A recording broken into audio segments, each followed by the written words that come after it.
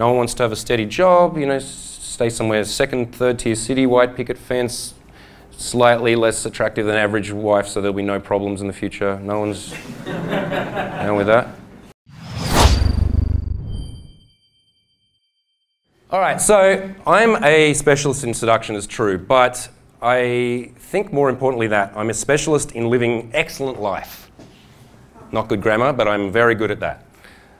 I've been traveling the world now for 10 years. I have unplugged from the matrix to the level that I wish to, and I'm pretty sure that the primary reason all of you are here is because you want to pursue personal freedom, all right? Yep. On many levels, on many different metrics.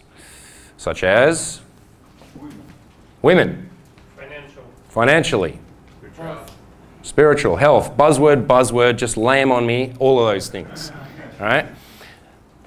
And what does that mean to unplug? It means that we recognize first that we have been plugged, all right? We recognize that powers that be, whether they were malicious or ignorant, have tried to put us in certain boxes and tell us this is the way things are done most effectively, most safely, and best for society at large, so stay in your lane or else. Okay, so you guys have been on a journey, or have started on a journey, even if it is only conceptual currently, to understand this, that there are conditioned forces that have been attempting to keep you in your place, and you're breaking out of that. And there are new archetypes of masculinity arising out of that, which I think is really positive and beautiful. Because the archetypes of powerful masculinity, let's say even a generation ago, what were they? Like in the 80s? Warriors. Huh? Warriors. Warriors in the 80s? I mean, there was that movie Warriors in the 80s where they had the cool, like, things. I don't think so. Huh? Rock stars. Sports jocks. Sports jocks. Hate them. Wall Street, cocaine, bitches, success, greed, making it, that kind of thing. Yep. Which was not a particularly healthy archetype for men to aspire to.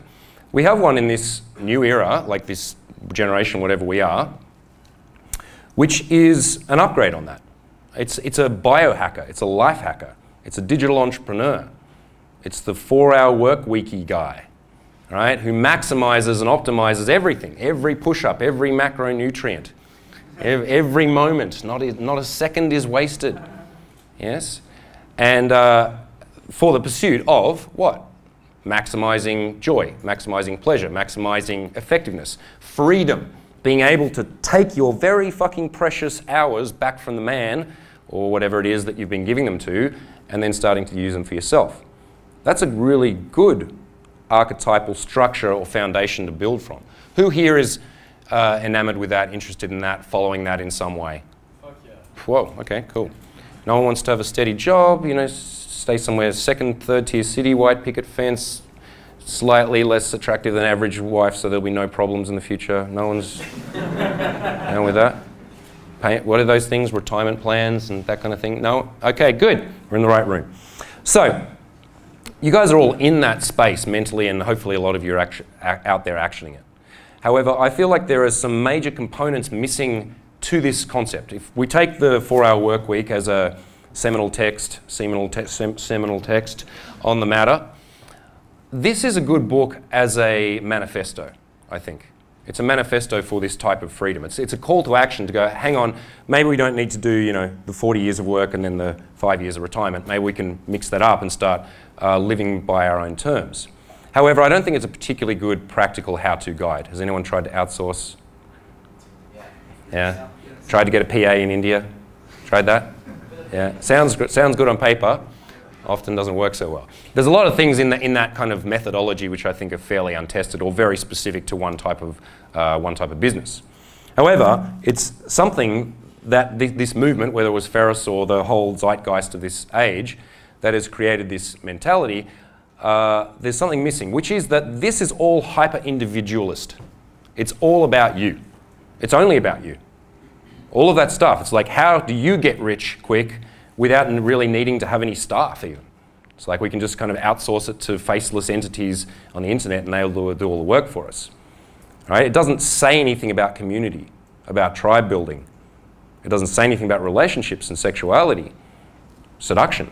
Because when you start to unplug from the work matrix or the staying in one place, doing as you're told matrix, you throw yourself out into chaos and flux. Suddenly you have to reinvent everything. Right? So that's why if you want to have an open relationship with a woman, you need to have that discussion. If you want to do the normal relationship, you don't have to do anything except avoid discussions like where it's the opposite. Essentially, it's like, are we together? Yes. Then we already know what that means. Well, we don't actually. She has her idea of what it means, I have mine, and we assume that they're the same until it ends in violence. So, but we know, okay, a closed relationship, a monogamous relationship, it exists. We've been told what it is. We have representations of it, bad ones often, but we have plenty of representations. You just fit into that lane. If you want to live an unfenced or unorthodox relationship, you're going to have that clearly in your head. You're going to need to have a philosophy because girls will test you on it. Yeah, I just don't want to really commit to anyone right now. I'm going to just want to kind of keep my options open. Why? More sex? Easier? Okay, well, is that childish? Like, are you avoiding commitment because you can't grow up? Just wanted to have more sex, easier, really. So that's not really a philosophy. That's not a way of life. That's just like I have random kind of selfish urges and I'm trying to like get what I want.